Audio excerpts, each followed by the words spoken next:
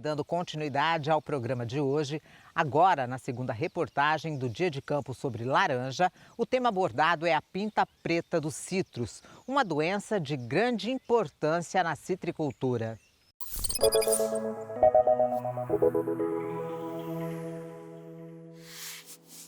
O segundo tema que nós vamos abordar no Dia de Campo de hoje, de laranja, aqui na UDT de Guaraçá, na UDT da Cocamar, é sobre a pinta preta dos citros, uma doença que também tira o sono do produtor. Eu estou aqui com o Gabriel, engenheiro agrônomo, especialista em citricultura.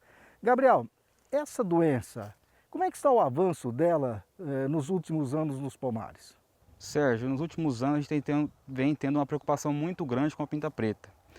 Por se tratar de anos mais secos, os produtores não estão realizando o tratamento ideal para controle da doença.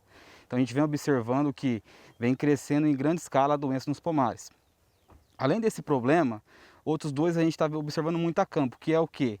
Anos de baixa produtividade, o produtor às vezes pensa que não compensa um controle ou coisa do tipo. E também o início da doença no pomar. Então a doença está começando a se instalar no pomar, o produtor demora muito para começar o controle.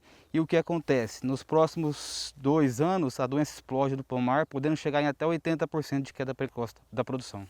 Bom, como nós estamos fazendo desde o primeiro bloco, tem perguntas de produtores aqui.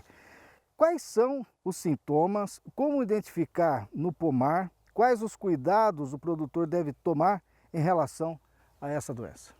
Sérgio, os sintomas são bem característicos. O nome vem até a dizer, ela forma uma pinta preta na laranja mesmo, né?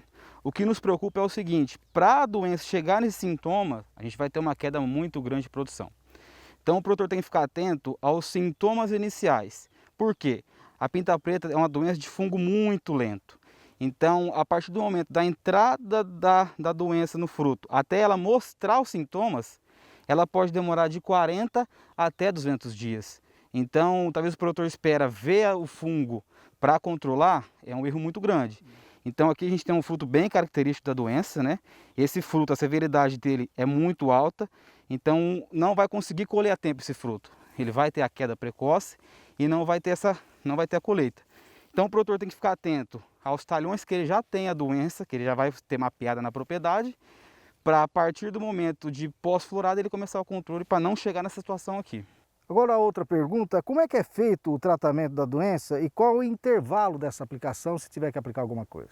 O tratamento dela é um tratamento longo, vamos dizer assim. Então agora a gente está nessa fase de pegamento de safra, então ela já definiu sua produção. Então a partir desse momento a gente inicia o tratamento. E qual seria esse tratamento químico? A gente começa o tratamento com aplicações de cobre metálico. A gente faz após a queda das pétalas, variando de área por área, de 1 a 2 aplicações de cobre. Essas aplicações com intervalo em torno de 21 dias. Então eu faço a aplicação de cobre, posteriormente a isso eu vou começar a fazer o tratamento com fungicida, que seria fungicidas à base de istrobirulina. Em qual intervalo de aplicação? Os intervalos de aplicações de fungicida é em torno de 35 a no máximo 40 dias, dependendo da área. E o fator importante também é o quê? Cada variedade, por exemplo, o Maiapar, que é uma variedade precoce, nós vamos fazer em torno de 2 a 3 aplicações. Já uma variedade tardia, que é no caso de Natal, folha murcha, a gente chega a fazer de 6 a 7 aplicações. Então o produtor tem que ficar muito atento ao intervalo de aplicação e ao número de aplicação. Porque talvez uma aplicação que ele deixe sem aplicar, vai ocorrer lá na frente o escape da doença. E qual então a influência, que é uma coisa muito importante, do aplicador, do equipamento na regulagem nessa aplicação? Perfeito. A tecnologia de aplicação é muito importante. Então, além de fazer aplicações com intervalos corretos, nós precisamos fazer aplicações bem feitas, aplicações bem aplicadas. O que seria isso? Primeiro passo, uma regulagem boa do seu atomizador. Saber qual marcha ideal, qual velocidade ideal, qual pressão de trabalho ideal, qual rotação ideal, quais meus bicos ideais para controle, por quê? O conite do fungo é uma parte muito pequena e nós precisamos controlar ele dentro da planta, no interior da planta, ter uma boa cobertura do fruto para que controle toda a parte do fruto. Para ter uma boa cobertura do fruto, o que eu preciso? Preciso fazer com que a gota do meu turbo entre dentro da planta. O que me ajuda nisso? Uma regulagem correta. Uma aplicação comum que o produtor que já vem fazendo rotineiramente, ele vai jogar em torno de 30 a 40 ml. O que se consiste isso? Em torno de 2 litros por planta. Uma aplicação de pinta preta, ele tem que trabalhar de 70 a 100 ml, que geraria em torno de 4 a 5 litros por planta. Então o volume de calda é bem maior. Outra coisa que ajuda muito no controle é utilizar um óleo vegetal de qualidade. Além dele potencializar o fungicida, ele aumenta a cobertura, podendo dar um incremento de em torno de 70% na qualidade de aplicação no final da aplicação. Falamos de produto químico até agora e tem uma outra pergunta aqui que fala o seguinte: além do controle químico, tem algum outro trato cultural que o produtor pode realizar? Tem. Pinta preta ela é uma doença saprofítica. O que seria isso? Ela sobrevive na planta, em restos de folha, em restos culturais do solo. Então, além de controlar, fazer o controle químico, tem uma diversas séries de fatores que a gente pode fazer. O principal dele é roçar essa braquiária. Então, a gente sempre trabalhar com a braquiária roçada, cobrindo as folhas que caem no inverno, que é um volume alto de folha que vai ter a queda no inverno, a gente consegue abafar bem o fungo que se fica no solo. Outro fator importante é nós, no período de florada, fazer a remoção de frutos temporões. O que seria isso? Frutos de escape de colheita. Muitas vezes o colhedor passa colhendo e fica com uma sobra de fruto. Essa sobra pode ser inóculo para os frutos da safra que vai chegar. Além desse manejo, ficar muito atento com o material que vem de outros pomares. O que seria isso?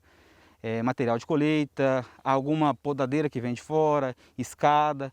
Então ficar bem atento porque é um fungo que sobrevive em folhas. Então pode vir uma podadeira aqui, por exemplo, um trabalho terceirizado e trazer essa folha contaminada para dentro do pomar.